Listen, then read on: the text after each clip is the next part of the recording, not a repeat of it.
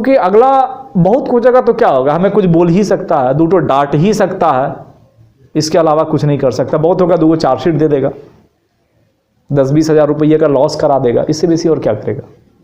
पूरी ज़िंदगी का अगर 35 साल नौकरी है मेरा, 30 साल, तो 30 साल के नौकरी में पेमेंट जोड़े तो 2 करोड़ तो देगा ही रेल, उसमें 10 लाख ले ही लेगा, तो मेरा क्या बिगड़ जाएगा। सोचेंगे 1 करोड़ ऊपर का लेवल या हमारे लेवल या हम अपने नीचे के लेवल पे बर्दाश्त करने का आदमी का एक लिमिट होता है। जब ऊपर से प्रेशर बनती है तो हो सकता है वो अपने प्रेशर रिलीज करने के चक्कर में नीचे वाले को एक दूसरे को पहुंचाते जाता है। तो उसमें से क्या है कि सबकी मानसिकता एक जैसी नहीं है, तो कोई कोई उस प्रेशर में अपनी अलर्टनेस, मेरा कहने का मतलब यही है कि लाख सिचुएशन आ जाए हम अपनी अलर्टनेस को नहीं खोएं, क्योंकि अगला बहुत खोजेगा तो क्या होगा, हमें कुछ बोल ही सकता है, 2 तो डांट ही सकता है, इसके अलावा कुछ नहीं कर सकता। बहुत होगा 2 चार्जशीट दे देगा, 10-20 हज़ार रुपये का लॉस करा देगा, इससे बेसी और क्या करेगा।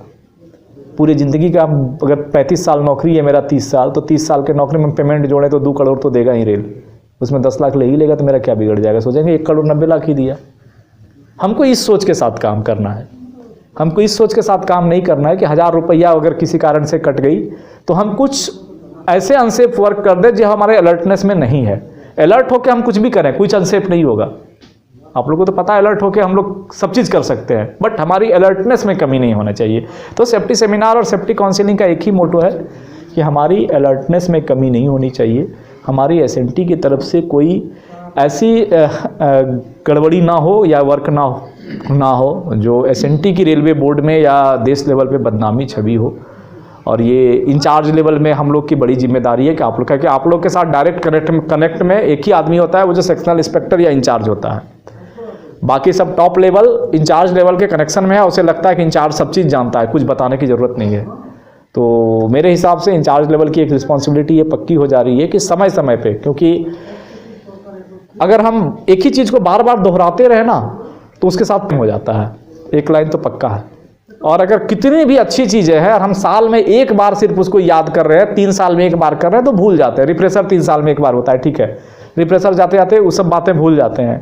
लेकिन बात में सिचुएशन में अगर हम इस सब चीज़ को याद दिलाते रहे, याद करते हैं, तो मन में कहीं ना कहीं हो जाता है अगर ये वाला चीज़ करने जा रहे हैं ना, इससे गड़बड़ हो सकती है, मतलब यहाँ पे मुझे हाई अलर्ट रहने की ज़रूरत है, तो ये दिमाग में आ जाता है। और नहीं तो फिर क्या आता है, अरे क्या होगा, जाओ ना, गाड़ी तो जाएगा, कर देते हैं। उसी कर देते हैं के चक्कर में ये कैसे हो जाती है।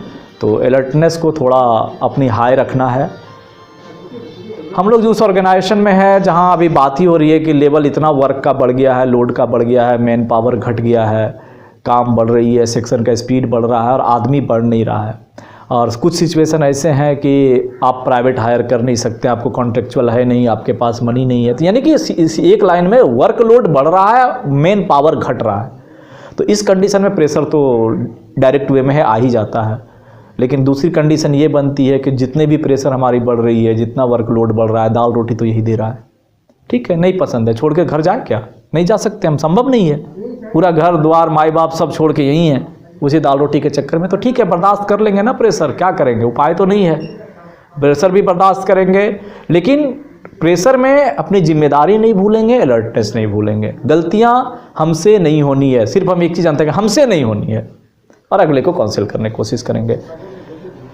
तीसरी चीज़ें ये है, इसीलिए हमने कल परसों मुझे एक ओथ मिला बड़ा बढ़िया, कहीं पे था कि सुबह सुबह प्रार्थना करने का एक ही नहीं कारण है, चाहे हम जिस भी धर्म के हो, हम सुबह अगरबत्ती जला के प्रार्थना करते हैं। कोई उसका मायने नहीं है कि हम धार्मिक हैं, पंडित हैं, पुजेरी है, कोई मायने नहीं है। प्रार्थना करने का एक ही मकसद होता है कि हम प्रभु पे विश्वास करते हैं और आपको सुबह एक बार याद करते हैं। सिंपल सी बात है।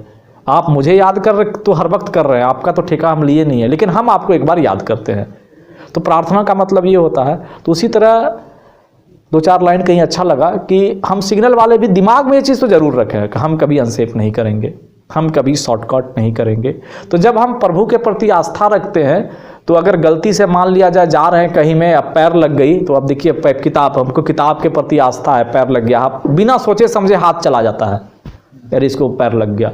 तो वैसे ही जब हमारे दिमाग में ये चीज़ रहेगा कि हमें गलती नहीं करना है, हमें शॉर्टकट नहीं करना है, हमारा जो काम के प्रति डिस्कनेक्शन है, रिकनेक्शन या जो भी एक परफॉर्मा है उसको पूरा करना है, तो अगर कभी वैसी गलतियां हम करने जा रहे हैं जानबूझकर, तो उस समय दिमाग में अलर्टनेस की कमी नहीं होगी। हमारा दिमाग अलर्ट रहेगा कि हम जानबूझ के यहाँ पे ये काम कर रहे हैं, इसलिए पूरी अलर्ट रहनी है।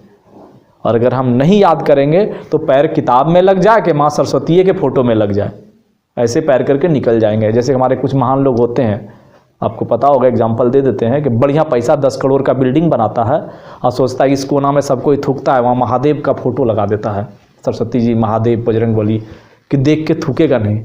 अब आपको तो पीक मारने की आदत है कोना में, पीक पहले मराता है, महादेव बाद में दिखता है। तो पीक मारने वाला का दोष उसमें एक पैसा नहीं है कि वो महादेव देख के पीक नहीं मारा, वो कोना देख के मारा। दोष किसका है? जिन्होंने महादेव का सहारा लिया पीक रोकने के लिए। उसको वहां पे बिजली के करंट लगाने चाहिए कि थूकने से इसको 11,000 वोल्ट लगा दे, उस थूक के साथ 220 वोल्ट मुंह में चला जाए, दोबारा मारेगा नहीं। तो होता क्या है कि ये गलतियां हम किसी और पे थोपने के लिए अपनी तरफ से करते हैं। तो एग्जाम्पल था छोटा सा, तो इसलिए सिग्नल में भी हम बाद में दूसरे को दोष दे सकते हैं खाली कि ये मेरा तलिद्दा नहीं किया, ये सुशील जी नहीं किया, अरे उपेंद्र कोढ़िया है कुछ नहीं किया, गांगुली तो बेकार है। लेकिन अल्टीमेट दोष मेरा ही रहता है। अगर मेरा यूनिट में मेरे 28 आदमी में कोई भी गड़बड़ है तो उसमें से 50% दोष मेरा भी है कि हम उसको उस ढंग से नहीं समझा पाए, नहीं ट्रीट कर पाए, नहीं बता पाए और गलतियां हुई। बाद में किसी और को देना वो बात की बात है। तो मेरा मानना ये रहता है कि अगर मेरे यूनिट का 28 आदमी में कहीं कुछ गड़बड़ी है, हम डांट लें, हम फटकार लें, हम कसी सही करने की कोशिश करें, लेकिन जब गलती लेने की बारी हो तो 50% मेरा भी है। एक लाइन में मेरा कंसेप्ट ये है। तो उम्मीद करेंगे गलती नहीं होगी, 50% मेरा नहीं आएगा जिम्मेदारी, ऐसे तो है ही, नो डाउट। तो ये हमारा आज का छोटा सा सेमिनार था जो आप लोग को समझाने का था। अगर आप रेलवे से प्रत्यक्ष और अप्रत्यक्ष रूप से जुड़े हुए हैं और सीखना चाहते हैं रेलवे सिग्नलिंग के बारे में सब कुछ, तो आज ही विजिट करें हमारी वेबसाइट www.chandramouleswar.com और हमारे व्हाट्सएप ग्रुप को ज्वाइन करिए और जुड़िए हमारे कोर्सेज़ के साथ। आपको मिलेगा हर एक मॉड्यूल की अलग अलग कोर्सेज बहुत